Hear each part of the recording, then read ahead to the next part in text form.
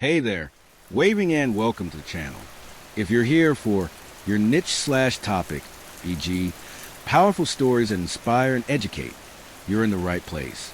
Don't forget to hit that subscribe button and turn on the notification bell so you never miss our latest uploads. Trust me, you won't want to miss what's coming next. The rain was steady, falling in thin silver lines over cracked sidewalks and rusted rooftops. 14-year-old Amara walked briskly along the narrow street, holding her school bag close to her chest.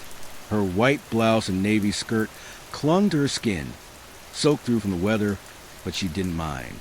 She had a reason to smile. Earlier that day, she had received the highest score in her entire class on the math exam. Her teacher had praised her, and her friends had cheered. She couldn't wait to tell her mother. The road home was familiar. The mango trees with low-hanging branches, the chatter of street vendors packing up their stalls before the rain got worse. But that evening, something felt different. The street was quieter than usual. As she passed the corner by the market, the sudden screech of tires sliced through the sound of the rain. A police car swerved in front of her, splashing water across her legs. Two officers jumped out, moving quickly, their boots splashing in the puddles. "You there! Stop!" one of them shouted, pointing directly at her. Amara froze. Her heart thumped against her ribs. She looked around, certain they must be speaking to someone else. But there was no one else on the street. Before she could even open her mouth, one officer grabbed her arm and twisted it behind her back. She cried out in pain. The other officer began questioning her in a sharp, demanding tone about a robbery that had just happened at a small shop a few streets away. "I don't know what you're talking about," she said, her voice trembling. "I've been at school all day." But her words seemed to fall into the rain. They searched her bag, tossing her books and exam papers into the wet street.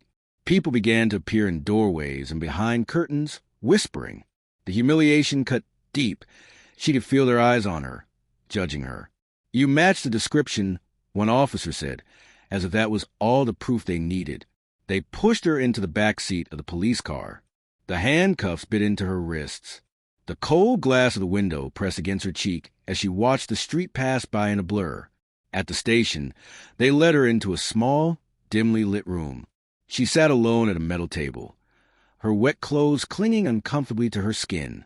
The hum of the fluorescent light above her was the only sound. She asked for her mother, but no one answered. She asked for a lawyer, but they ignored her. Hours passed. Finally, the door opened. An older officer entered, holding a thin file. He looked at her with something almost like pity. "You're free to go," he said simply. "The suspect's been identified. It's not you." No apology.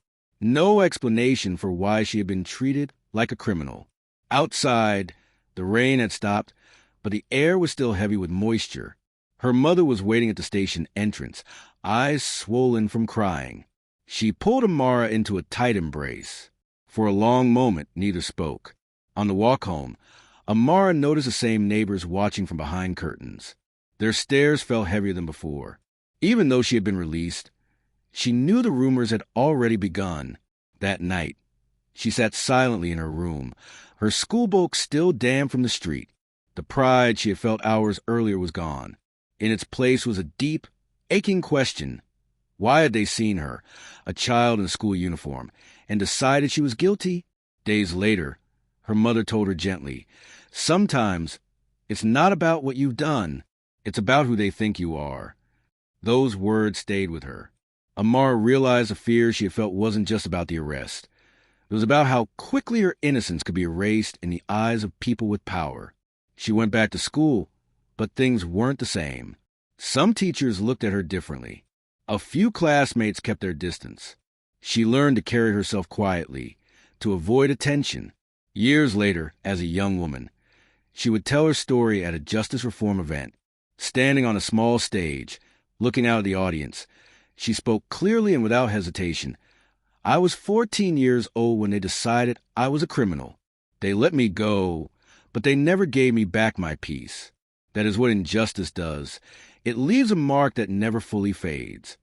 And somewhere under another rainy sky, a young girl walked home in her school uniform, unaware that the same system could one day choose her too.